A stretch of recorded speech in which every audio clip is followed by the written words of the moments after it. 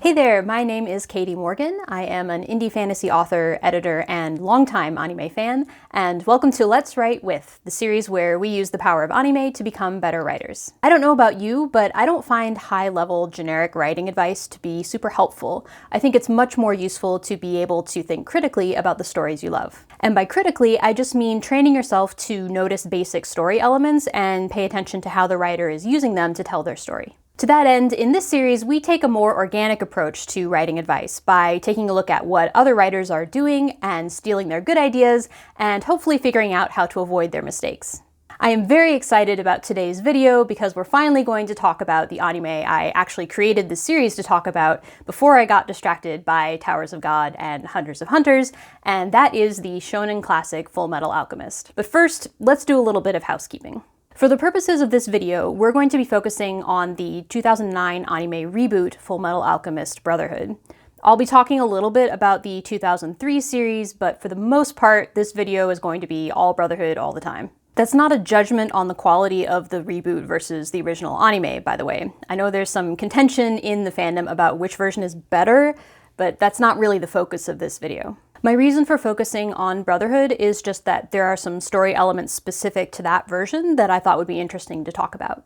Also, because we're focusing on Brotherhood, I will not be discussing the manga or the live-action films, but there are plenty of other videos here on YouTube that discuss those two versions, so if you're interested in that, you've got plenty of options. It pains me to admit that I will not have time to talk about every aspect of the show in this video. However, I'm still going to be talking about a lot of it, so here's your blanket spoiler warning for all 64 episodes of FMA Brotherhood, including the ending. Now, I realize that spoiling the end of a series, even an older one, is kind of a big deal, so I'll be giving you a heads up when we get to that point and a timestamp that you can skip to if you don't mind spoilers in general, but you'd prefer to avoid that one. Finally, just a heads up that as silly as FMA can be, it also gets pretty violent and deals with some pretty heavy issues, including PTSD, racism, and genocide. I'm not going to be showing any R-rated clips or anything, but please make sure you're in a good headspace for that kind of content before you watch either the series or this video. Okay, now that that's out of the way, let's talk story. Fullmetal Alchemist started out as a shonen manga by Hiromu Arakawa that was published between 2001 and 2010. It was first adapted into an anime in 2003, then rebooted in 2009 as FMA Brotherhood. Set in a steampunk world where alchemy is essentially science, FMA tells the story of two brothers, Edward and Alphonse Elric, who have the not-so-brilliant idea to bring their recently deceased mother back to life using alchemy.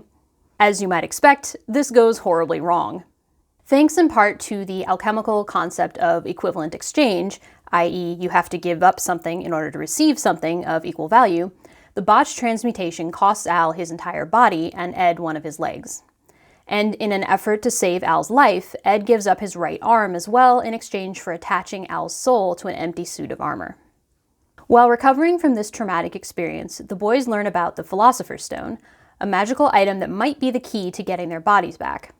In order to get them access to more information and resources, Ed becomes a state alchemist, basically an alchemist who is also a member of the military. But as Ed and Al start to uncover the truth about the Philosopher's Stone, they get caught up in a large-scale government conspiracy that completely changes what they thought they knew about their country, and about alchemy. And with more and more dangerous players coming to light, it begins to look like getting their bodies back is going to be the least of the boys' problems. In this video, we're going to look at 3 story elements and try to pick apart where they're working or not working, and what we can take away to help with our own writing. The 3 elements we're going to look at are pacing, relationships, and endings. Pacing. When we're talking about a story's pacing, we're actually talking about quite a few things. At its simplest, pacing is the speed at which a story develops, but it's a little more complicated than just how fast or slow a scene is. Because pacing is also about intensity, build-up, and payoff. It's about when and how you reveal key plot points. Stories usually have some sort of rising and falling action that relies on pacing. For example, you might have a fast action scene followed by a slower scene in which the characters try to process what just happened. Finding a good balance when it comes to pacing is really tricky and really important. Making everything too zippy can tire out your audience, but making everything too slow can bore them. I wouldn't say there's any one right or wrong way to do pacing, just the need to make conscious choices based on where you are in the story and what kind of story you're trying to tell. Everything, everywhere, all at once. Overall, FMA does a fantastic job with its pacing choices in terms of balancing faster and slower moments, and we are definitely going to come back and talk about that in just a little bit. But first, I want to address a pretty common critique when it comes to the pacing in this show, and that has to do with some of the earlier episodes. As I mentioned, Brotherhood is a reboot, which means when it came out in 2009, there was already a version of the anime available, and most of the manga was out as well. Because of this, it seems like the assumption was that most of the audience was already familiar with the story, so all they would care about now is getting as quickly as possible to the new content that hadn't been adapted yet. This means that the earlier episodes of Brotherhood run pretty quickly through some very important character and plot points. This may not be a big deal if you're already familiar with the story, but if this is your first rodeo, you're going to have a lot to keep track of right off the bat. For example, here is a list of what I think are all of the important character and plot points covered in just the first episode. Introducing how alchemy works, including transmutation circles. Introducing the concept of equivalent exchange. Establishing that Ed and Al are skilled martial artists as well as alchemists. Establishing that Ed can transmute without a circle, but Al can't. Establishing that Ed's left leg and right arm are automale. Introducing the running gag about Ed's height. Establishing that Al is frequently mistaken for the Fullmetal Alchemist because of his armor, when this is actually Ed's title. Establishing that Ed is a hothead who doesn't respect authority, while Al is much more deferential and reasonable. Introducing Lieutenant Colonel Hughes, his family, and his relationship with Colonel Roy Mustang, Ed's superior officer. Hinting at Roy's interest in promotion. Hinting that former state alchemist Isaac McDougall may have good reason to hate the military because of its involvement in the Ishvalan War. Establishing that Roy and McDougall fought together in the Ishvalan War. Introducing Ed and Al's quest to get their bodies back, and the fact that Roy knows about it. Introducing former state alchemist Sulph J. Kimbley, who will become an extremely important antagonist later in the series. Showing that Al can't eat and that the boys are trying to hide this. Introducing Major Armstrong and Lieutenant Hawkeye, two important members of Roy's team. Introducing the concept of linking transmutation circles together with the Philosopher's Stone, including hinting that doing this calls the energy to the attention of a mysterious man. Establishing that the boys are looking for the Philosopher's Stone. Establishing that Roy can't use his fire alchemy if his gloves get wet. Establishing that Fuhrer King Bradley is more than he seems. Establishing that Bradley has a son. Introducing the homunculi Lust and Gluttony, as well as hinting at their mission in Lior, which is where Ed and Al are headed next. And establishing that the homunculi refer to certain alchemists as sacrifices. And that's kind of a lot to ask of a 24-minute episode, honestly. To be clear, it's not like there's some rule that says you can only introduce X number of things in one episode, and if you break that rule, the plot police will come after you. But it's important to consider that the more you try to fit into one small block of storytelling, the more challenging it is to make your audience care about each element, because they just don't have as much time to get invested. And this can get particularly challenging when we're talking about elements that have a big impact on later events in the story. Brace for impact. This is not meant to be a comparison video, but I do want to talk about two plot elements that are heavily influenced by pacing in Brotherhood and how they're dealt with a little differently in the 2003 version. Trauma with the Tuckers. Sho Tucker is a state alchemist who specializes in creating chimeras. Chimeras are created by combining two creatures into one through the power of alchemy, and Tucker is known for having created a chimera who could talk, although it died shortly afterward. Roy introduces Ed and Al to Tucker in episode 4, thinking that Tucker, or at least his excellent library, might be able to help with the whole Philosopher's Stone thing. Over the course of the episode, we learn that Tucker is desperately preparing for his next state alchemist assessment. If he doesn't pass, he'll lose his license, which is the only thing keeping him and his daughter out of poverty. Ed and Al become emotionally invested in his success, particularly as they get closer to Tucker's daughter Nina and her dog Alexander. Then we learn that Tucker has finally managed to create another chimera that can talk. He shows it off to the boys, who are very impressed, until they realize it's been quite a while since they've seen either Nina or Alexander. The moment when Ed works out that Tucker has used his daughter and dog in an irreversible alchemical experiment not to mention the fact that Tucker also sacrificed his wife to make the original Chimera, is part of an iconic, horrifying scene. Because, as Tucker himself points out, his desire to increase his knowledge of what's possible through alchemy is extremely similar to Ed and Al's willingness to ignore alchemical rules and try to bring their mom back to life. It's also a hugely important plot point that will drive the boys' character development for the rest of the series. So here's the pacing problem. This incredibly important plot line only gets one episode, which isn't a lot of time for the audience to really experience the buildup and payoff of something that's so important to the rest of the story. But Katie, you say, the 2003 version of this plotline only covers 2 episodes, and that's only one more than Brotherhood. Can it really make that much of a difference? Well, sort of. Because remember, pacing isn't just about the literal amount of time it takes to cover a plot point. It's also about how that time is used. In the 2003 version, the Tucker plotline takes place several years earlier in the timeline. In this version, the boys actually stay with the Tuckers for quite a while, and we see more of their developing relationships with both Nina and her dad. Nina basically becomes a little sister to the boys, and Tucker is shown to be a sympathetic friend who worries about them once their past is revealed. And over the course of these 2 episodes, we actually get to see Tucker's desperation and sketchiness build, while Ed's suspicions about Tucker's conveniently absent wife grow in tandem. So when all of this explodes in the confrontation scene with Tucker's Chimera, it comes with a bigger sense of betrayal. Maybe this is because Ed and Al are younger and arguably more impressionable.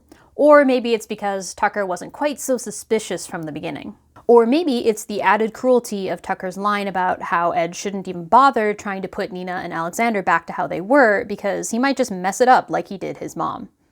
Do both versions of this plotline have emotional weight? Absolutely. But the pacing choices in the 2003 version give us a little bit more time to get to know the characters. And the slower build to the climax gives the situation a little more impact. Heartbreak with Hughes.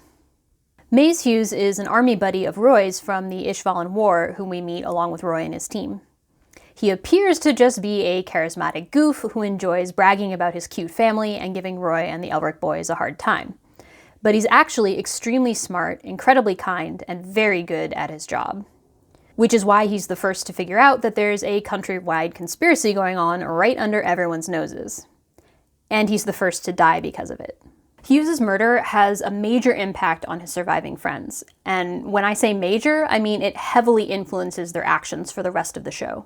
The most obvious example is Roy, who becomes determined to uncover the extent of the conspiracy Hughes was investigating, and to do something about it. But even more than that, Roy develops a deep-seated anger and hatred toward the homunculi who participated in Hughes' death.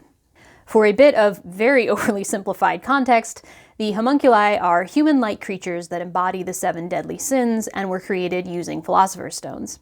This means they are extremely dangerous and difficult to kill. But that does not deter Roy at all. When he finally learns that lust and envy were involved in Hughes' death, he expresses some feelings about it, to the point where he ends up needing an intervention before he goes too far. Hughes' death is also incredibly influential when it comes to Ed and Al's subsequent choices. Because finding out about his murder, and the fact that it was tied to him looking into their research, creates a crisis of faith that begs the question: if the boys' quest is going to get other people killed, is it even worth pursuing? All of these elements are in place for both versions of the story. However, this is another situation where the pacing choices in the 2003 version affect the emotional impact in some interesting ways. First off, there's a fairly significant difference in terms of how much time we get to spend with Hughes. In the 2003 version, he's around for about 20 episodes before kicking the bucket, and in Brotherhood, he's only around for about 10. Now, Hughes is a supporting character, so it's not like he's central to every episode he's in. But 20-some episodes does give us a little more time to see him building relationships with other characters, which gives his death a little more context. Now, remember how I said pacing isn't just about the amount of time, but also what you do with that time? In both versions of FMA, we are clearly meant to attribute Hughes' death to his desire to help others. However, the pacing in the 2003 version allows us to actually see more of this in action.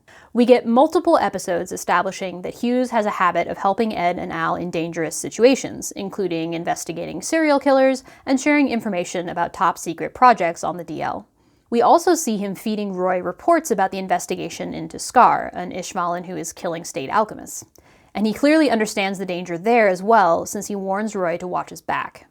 Given all of that, it's no surprise that Hughes gets into trouble not long after telling Ed to let him take care of things.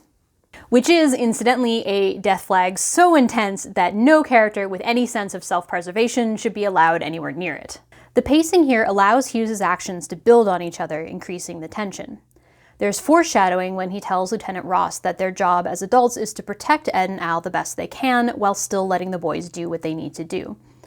There's a growing sense of concern after several situations in which Hughes decides not to tell Roy what's going on with his research into the homunculi and the Philosopher's Stones.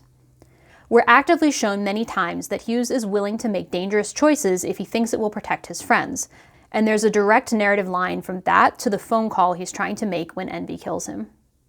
I wouldn't say we get none of this build-up in Brotherhood, but rather than building slowly over the course of many episodes, it all basically hits in episode 10, when Hughes discovers what's going on, decides not to tell his assistants, presumably to protect them, and then struggles to get hold of Roy on an outside phone line before Envy shoots him. To reiterate, my point here isn't that spending more time on one character or plot point is always better. Because let's be clear, the pacing in the 2003 FMA is not immaculate. There is a lot of filler, and not all of it is compelling. And not all of it has to do with character and plot development either. I think the real takeaway here is just to consider how your pacing choices might affect your audience's ability to get to know your characters and their motivations. And your pacing choices might help you build more organically to a climactic scene or twist. If your pacing doesn't allow you to properly set the stage, it may damage your audience's ability to really feel the full emotional weight of the story. Balancing act. Alright, to finish up this discussion of pacing, let's go back to what I mentioned earlier about how Brotherhood deals with balance in this context. One of the really striking things about FMA is that even though it's basically a shounen action adventure, it does a really good job of balancing faster action sequences with slower character moments. The fight scenes tend to be fun, quick, and dramatic, showcasing all the cool stuff these characters can do with alchemy and martial arts. When there are slower moments in the middle of a fight, it's probably because a character is pausing to figure out something clever, or we're seeing the stakes increase in a surprising way. As soon as that's done, we're right back to that snappy pace, blessedly without lingering on inner monologues about power-ups and counterattacks. But these scenes are interspersed with slower character moments that linger, sometimes for an uncomfortable amount of time when that's what the story needs. One of the best examples of this is in episode 20, when Ed digs up his mother's grave in order to determine whether he and Al actually succeeded at human transmutation. This is a hugely traumatic experience, one the narrative could have easily rushed through to get to the result. But instead, the pacing makes us linger on how horrifying the situation is. It's dark, it's raining, it's hard work, Ed is physically ill several times, but we don't get to look away because Ed doesn't get to either. And even though the scene ends on a somewhat hopeful note, complete with the sun literally coming out, we don't move on right away to the next plot point. Instead, the narrative pauses on Ed and his surrogate grandmother Pinako as they look at the new grave they dug for the body that, it turns out, does not belong to Ed and Al's mom, but might still help the boys move forward on their quest. FMA's action sequences are a blast, but what really makes them stand out is the way they coexist with the quieter moments in the series. We're shown over and over again that the action matters because it's part of the overall story, with all the ups and downs of pacing that implies. Writing takeaways on pacing. 1. Pacing isn't just how fast or slow a scene is. It's also your opportunity as a writer to choose where your audience will focus their attention and for how long. 2. Pacing can have a huge impact on things like character development and plot progression. Spending more time on a plot point isn't automatically better, but it can help you build things more organically than if you're rushing to fit everything into a shorter amount of time. 3. Some story elements need time to develop. Others need to be a bit punchier. The trick is to find a good balance between the two. Relationships. I could do so many videos on just the relationships from this show because there's so much we can learn from how they're written. But in order to streamline this discussion a little bit, I'm going to focus on 3 relationships that are particularly relevant to our protagonists. Brothers. The show is called Brotherhood, so obviously we have to start with Ed and Al. The relationship between the Elric boys is really the heart of the show, and watching them grow over the course of the series is really fun, and sometimes a little heartbreaking. It also gives us an opportunity to dig into a well-written, complicated, but delightfully not toxic sibling relationship. Similarities. Despite having very different personalities, Ed's more of a smartass punk, while Al is more of a kind-hearted cinnamon roll, the Elric boys actually work really well together and have a lot in common. It's clear that they're both relentlessly inquisitive, to the point that they teach themselves the basic of alchemy before their ages are even in the double digits. And once they find a teacher, they're both incredibly devoted to doing whatever it takes to learn what they need to learn. Also, their teacher Izumi is amazing and deserves an entire video of her own, but I digress. Post-botched human transmutation, the boys' bond becomes even stronger, although it's not without its problems. We first get an inkling of one of those problems in episode 5, when Ed is targeted by Scar, the Ishvalan who is looking to take out as many state alchemists as possible, honestly for pretty understandable reasons. The ensuing fight very much does not go in the boys' favor, which leads to a scene where Ed essentially offers to sacrifice himself if Scar promises not to hurt Al. Which is very sweet, and also very hypocritical, since just 2 seconds earlier, an injured Al tried to do the same for Ed, and Ed refused to let it happen. Luckily, the boys are saved by Roy and his team at this point, which means the series gets to go on for longer than 5 episodes. But this situation gives us a good look at one of the biggest areas of contention, and ironically similarity, between the boys. Each of them values the other above himself. Which is a bit of a problem, since they agreed to work together so that both of them could get their bodies back. Most siblings fight over, like, toys and stuff, but these guys fight over who should or shouldn't be allowed to die for the other. Anyway, generally speaking, Ed and Al tend to be on the same page. They read each other extremely well, to the point where they can communicate without words, and even fight together without needing to coordinate ahead of time. And once they learn the truth behind what the Philosopher's Stones are made of, they both agree to find a way to restore their bodies without sacrificing anyone. However, they're still inclined to suffer in silence rather than deal with any issues between them. Communication. In episode 9, after having been influenced by a manipulative enemy, Al demands to know whether Ed actually transmuted Al's real soul into the armor, or if it's all just some elaborate hoax and he's not human at all. Interestingly, this comes after a conversation Ed had with several other enemies who, like Al, were souls bonded to empty armor. At the time, Ed told these folks that he believed that they were human because he believes his brother is human too. This isn't an argument so much as a communication issue that pokes directly at the wounds both boys are still struggling with. As an empty suit of armor, Al worries he's no longer himself. And as the person who basically instigated the transmutation, Ed worries that Al hasn't forgiven him for how things went down. Of course, the boys aren't able to deal with this directly, at least not at first. It's their childhood friend Winry who sheds some light on the subject and demands that they take the time to deal with it. And once they are able to deal with this rift, which basically amounts to them fighting briefly, then talking about their memories together and their determination to move forward, they come out of it stronger. Which just goes to show that while someone may need to twist their arm to get them to do it, the boys are capable of having these conversations and keeping their relationship in a good place. Writing interesting and multifaceted sibling relationships isn't a one-size-fits-all scenario. But what makes the relationship between Ed and Al so engaging is that, while there's plenty of bickering and definitely some personality clashes, they genuinely care about each other, and their actions back that up repeatedly throughout the series. Sure, they don't always agree on everything, but that doesn't mean they're not willing to run straight into danger in order to help each other.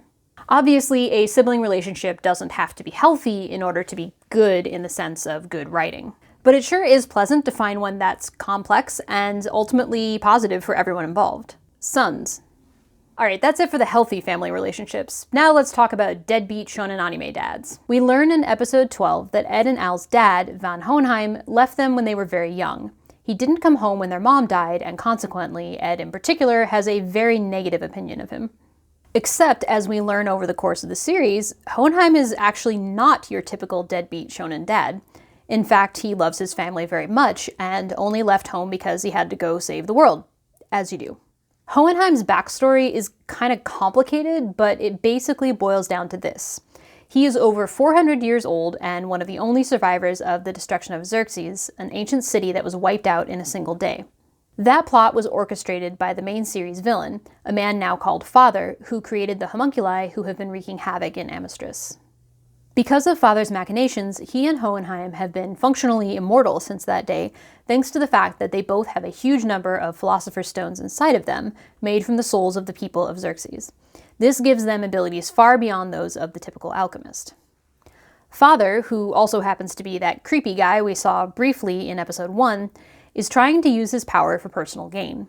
Hohenheim, on the other hand, has been traveling around the world in the hopes of stopping Father from destroying Amystress the same way he destroyed Xerxes. I did warn you that it was complicated. The thing is, being heroic and hard-working doesn't mean you still didn't also abandon your family without explanation. Hohenheim's relationships with Ed and Al are interesting because they break down the deadbeat shounen dad trope into something a little more complicated. A dad who has been catastrophically absent and doesn't really know how to relate to his sons, but still wants to make amends.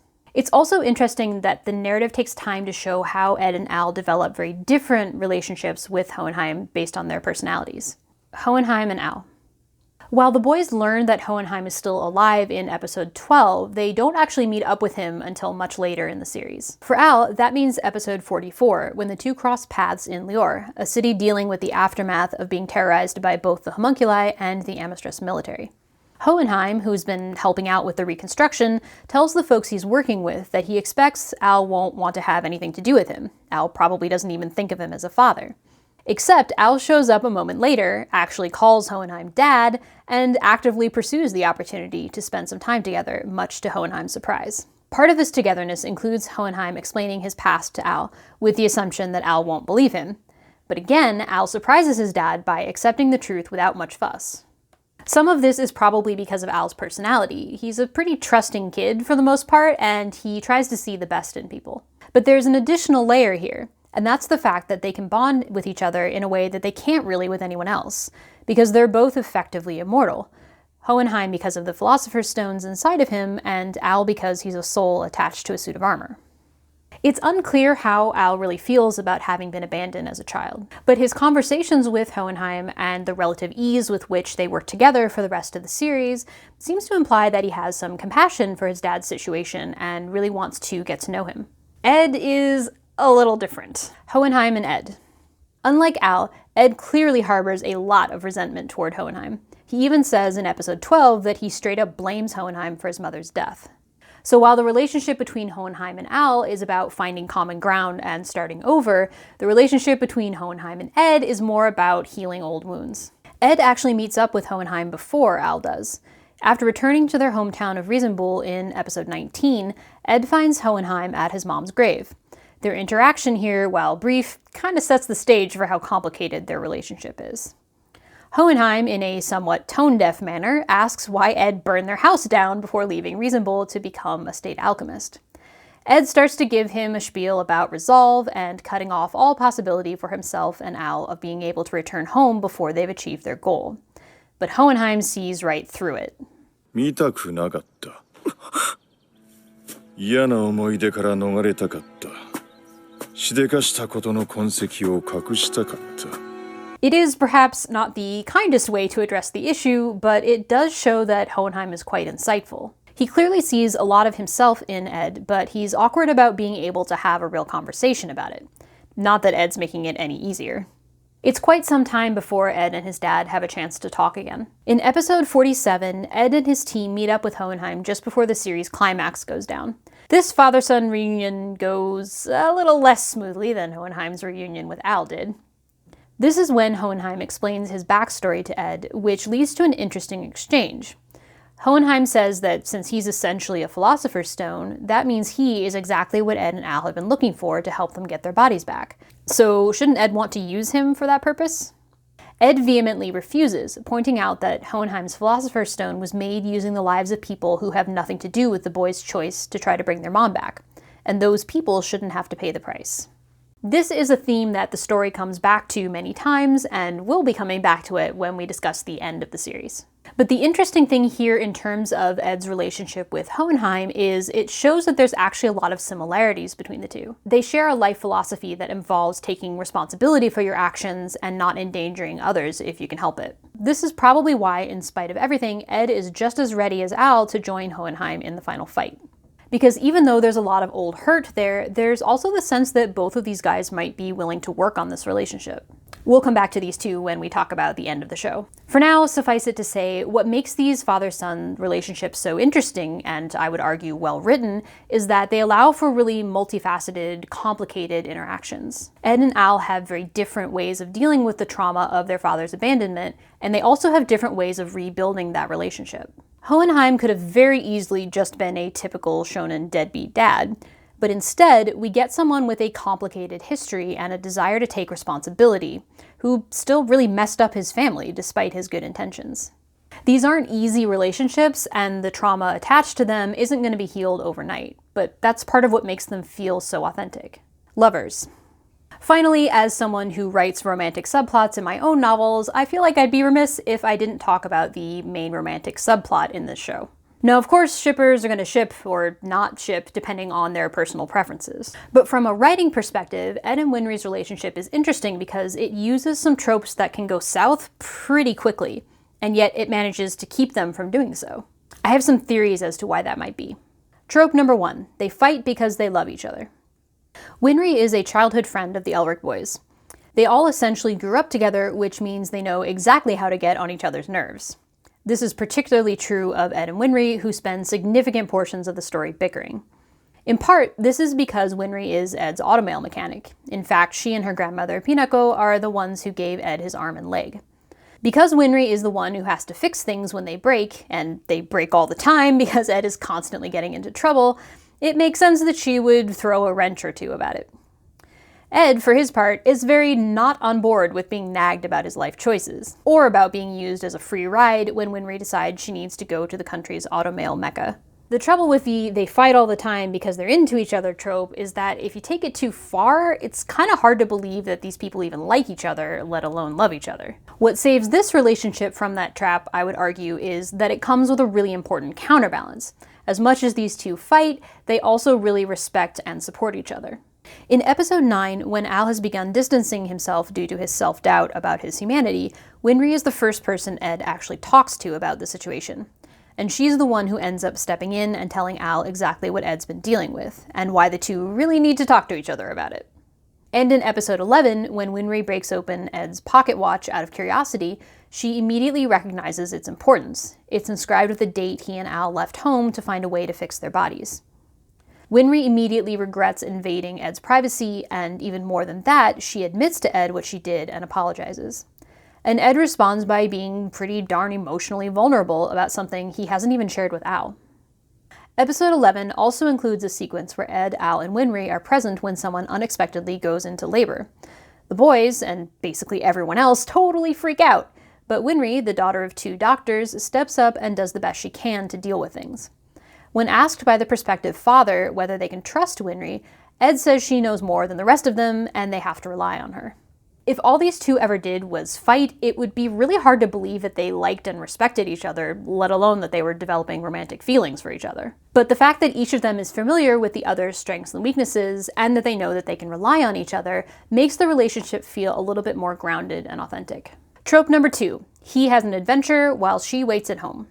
At first glance, this one's kinda hard to avoid. After all, part of the story setup is that Ed goes out and does his alchemy thing, while Winry stays in Reasonable and later Rush Valley and does her automail mechanic thing.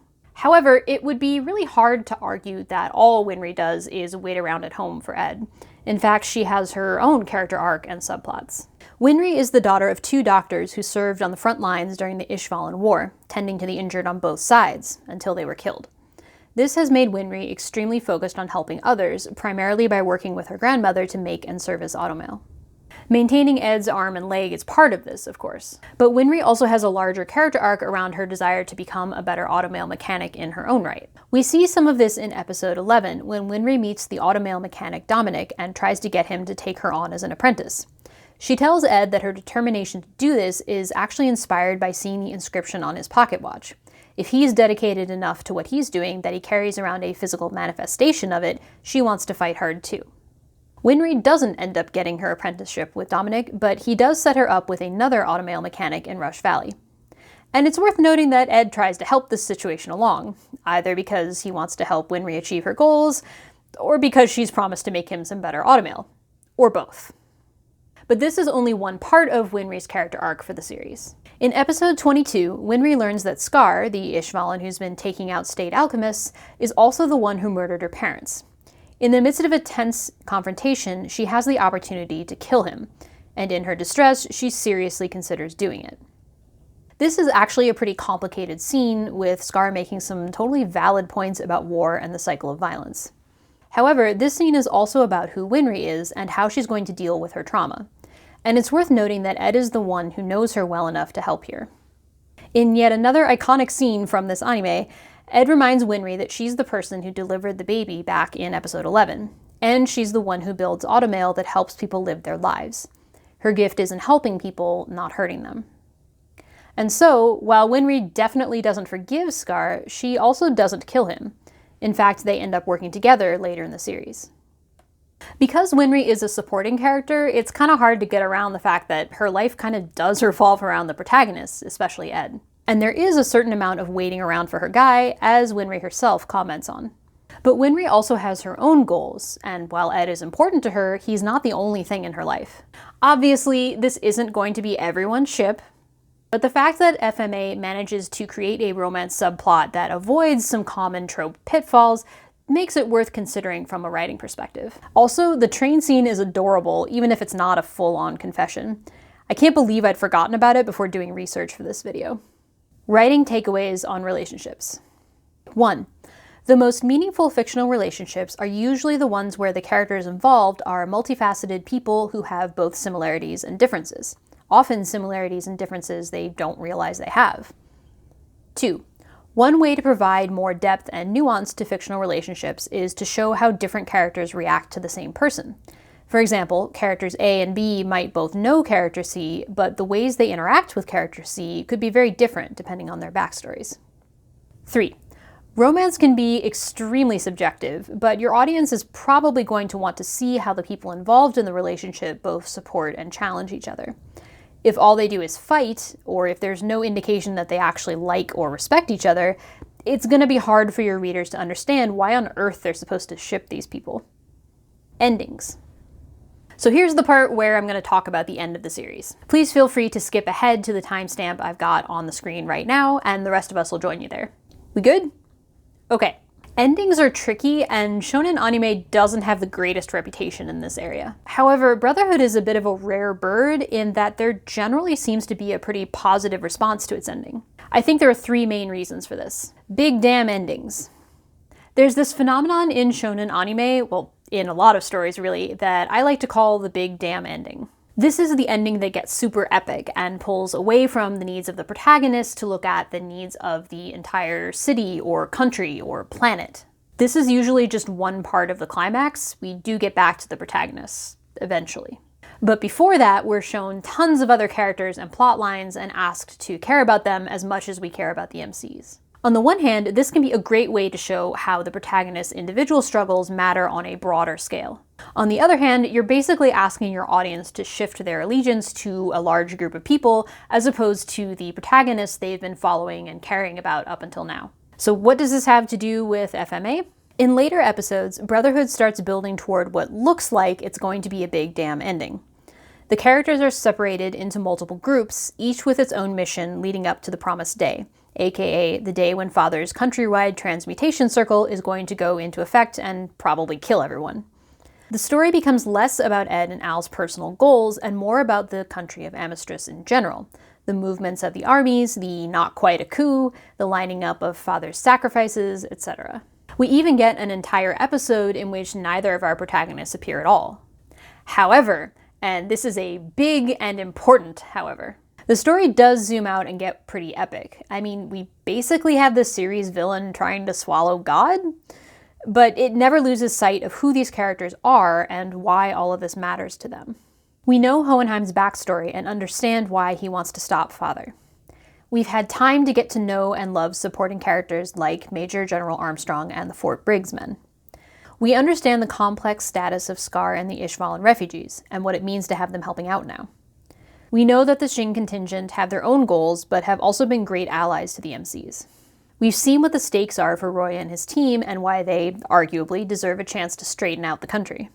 So when the final battle, or really battles, with Father go a bit over the top, we're still engaged because of all the time spent showing us just how much each of these characters matter. It kind of feels like a big damn ending, what with everything going on. But for all the killing lots of people to make Philosopher's Stones and dramatic openings of planetary gates of truth, the ending never loses sight of the series' original themes: hubris, choice, and what happens when you break the rules. Breaking the rules.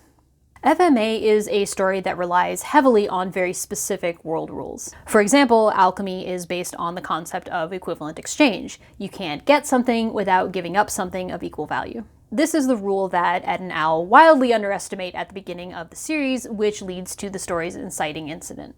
But the Philosopher's Stone throws a wrench into this whole equivalent exchange thing. The idea behind why it's so coveted is that it lets you break this basic alchemical rule. You can get something without having to give anything up.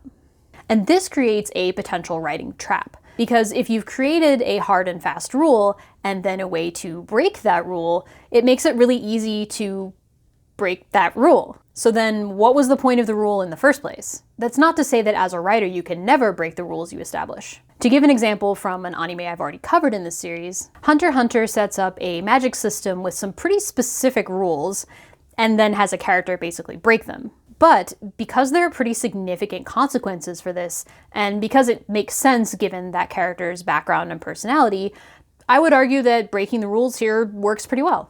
So yes, you can break the rules you've previously established, but it's a pretty big gamble. You risk making it seem like there are no stakes, because your characters have a get-out-of-jail-free card whenever you need them to do something that might break your world building. This is one of the reasons why the ending of FMA is so interesting, because rather than trying to find a way around the rules, FMA actually leans into them. During the last fight with Father in episode 62, when it becomes clear that Ed is trapped and about to be killed, Al, with the help of Mei Chang, reverses the transmutation that connected Al's soul to the suit of armor. This removes Al from the physical world, which means the toll Ed paid to keep him there is returned. In other words, Ed gets his arm back, which he then proceeds to use to punch Father a lot. This fight is ultimately a win, but it's also a loss, because now Al is stuck, body and soul, at his gate of truth, basically a metaphorical gateway through which alchemists can pass in order to gain knowledge, but only if they pay a toll. So if Ed wants to get Al back, he has to figure out a toll large enough to be equivalent to his brother. And here's where the narrative gets interesting, because it starts by giving Ed an easy-ish way out. In episode 63, Hohenheim offers up the last Philosopher's Stone inside of him, essentially his own life, to pay the toll and bring Al back. This is a great moment that addresses the big themes of the show and also brings us back to that conversation about the relationship between Ed and Hohenheim. Because when Ed refuses this offer, it's important for two reasons. First, it shows that the story isn't going to cheat here. Ed and Al promised each other that they wouldn't hurt others in order to get their bodies back, and Ed's not going to suddenly go back on that promise, even in this context where it's being freely offered. The boys don't view this as equivalent exchange, and we're sticking with that theme right up to the end. Second, it represents immense payoff for the relationship between Ed and Hohenheim. The line from Hohenheim about how he's offering because he cares about his sons and wants to act like a father at the end is wonderful. And it's even more wonderful to see Ed flip out and indirectly admit that he doesn't want his dad to die. But the biggest payoff of all is the way that FMA ultimately resolves this situation without breaking the rules. Faced with the truth, a metaphysical being who appears whenever anyone performs human transmutation, Ed offers his toll. He'll give up his ability to do alchemy in order to save Al. And when the truth taunts him with the letdown of becoming just a normal person, Ed points out that he was always just a person.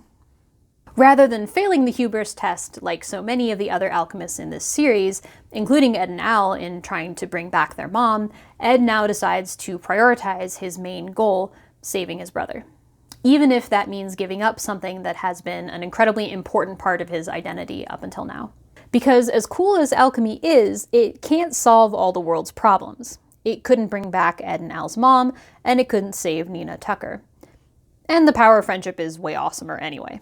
This, I would argue, is the biggest reason why the ending of FMA works so well. Because the sacrifice Ed makes here is huge, and so is the reward. And that's exactly the point of equivalent exchange, keeping the door open. In many ways, FMA's ending is pretty final.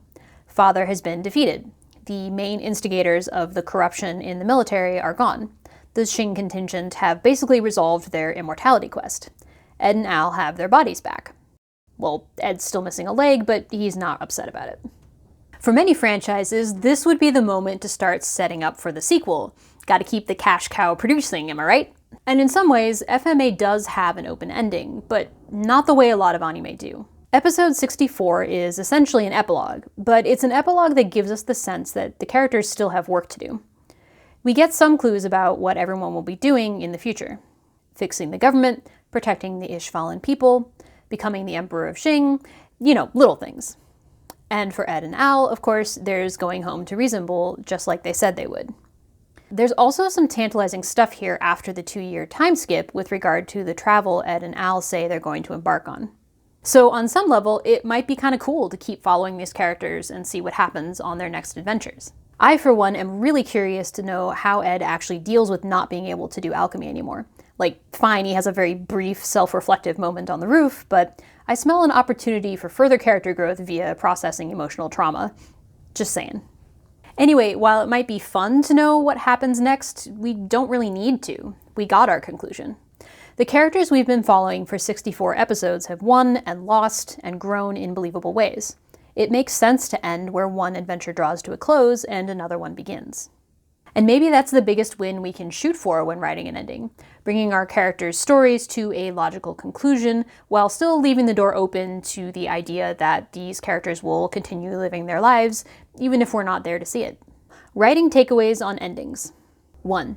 Super epic endings can be cool, but they may be a harder sell if their connection to your MCs and their personal goals isn't clear. Basically, don't forget the little people amidst all those fancy space battles. 2. While you absolutely can break the world-building rules you've established, it's worth considering whether doing the exact opposite might make for a richer story, depending on the story you're trying to tell. 3. Endings don't necessarily have to wrap up everything in a nice little bow. In some cases, it actually makes sense to leave some things open. That said, we don't always have to end on a setup for the next 17 movies, so don't be afraid to provide some solid conclusion. And speaking of that, conclusion. Let's review what we've learned today, shall we? 1. Pacing is about more than just the speed of a particular scene or chapter. It's also a tool you can use to decide when and how to introduce important plot points and character relationships. 2. Stories generally need a balance of faster and slower moments in order to build tension and provide payoff. Spending more time on something isn't automatically better, but it's worth considering whether your pacing choices match what the story needs in order to develop organically. 3. Fictional relationships are likely to feel more authentic if they include complex characters whose interactions make sense given the issues each character brings to the table. 4. Good fictional relationships don't have to be healthy or universally likable, but your audience does have to be able to understand how and why characters are interacting in the way they are. 5. Endings are often tied to the concept of narrative promise. If you've set up a particular rule in your world as being unbreakable, or breakable only with significant consequences, it's important for your ending to live up to that promise. 6. There's no need for your ending to completely 100% wrap up everything. But whatever you're leaving open ought to feel organic, like the characters who enjoy adventuring will continue to adventure, rather than just a gimmicky setup. Tangent. So one thing I've wondered about FMA over the years is what the disabled community thinks of it. I mean, I can't think of many other wildly successful shounen anime starring one and arguably two disabled protagonists. Well, it turns out I don't have to wonder, and you don't either, because Oakworm did an excellent video on this topic. I'm gonna link it below, and I highly recommend you check it out. Obviously, that video is just one person's opinion, but I think it does a really good job of discussing both the strengths and weaknesses of FMA's narrative choices in this area. That's it for this video. Thank you so much for watching. If you've seen Brotherhood and have any thoughts on the writing, I would love to chat in the comments below. I'd also love to get recs for other anime to cover in this series, especially shoujo anime. We've done 3 shonen titles now, so I feel like it's time to diversify. And if you'd like to see how I incorporate some of these lessons into my own writing, or if you just happen to like cranky empaths, magical conspiracies, and a little bit of queer romance, you may want to check out my urban fantasy trilogy, the Compound series.